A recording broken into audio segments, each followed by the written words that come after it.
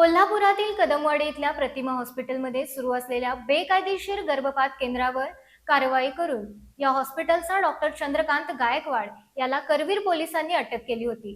त्याच्याशी संपर्कात असलेल्या औषध दुकानाची आज पोलीस अधिकाऱ्यांसह वैद्यकीय अधिकाऱ्यांनी उशिरापर्यंत तपासणी केली.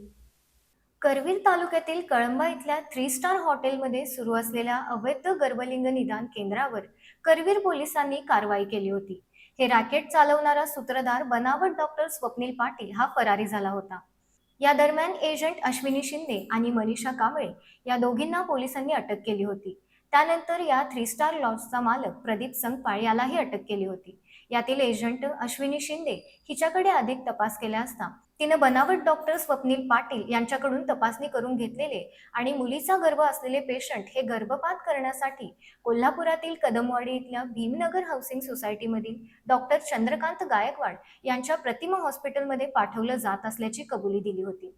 त्यानुसार पोलिसांनी या प्रतिमा हॉस्पिटलमध्ये कारवाई करून या ठिकाणी बेकायदेशीरपणे गर्भपात करणारा डॉक्टर चंद्रकांत गायकवाड याला अटक केली होती. या हॉस्पिटलमधील गर्भपात करण्यासाठी वापरलं जाणारं साहित्य जप्त केलं होतं.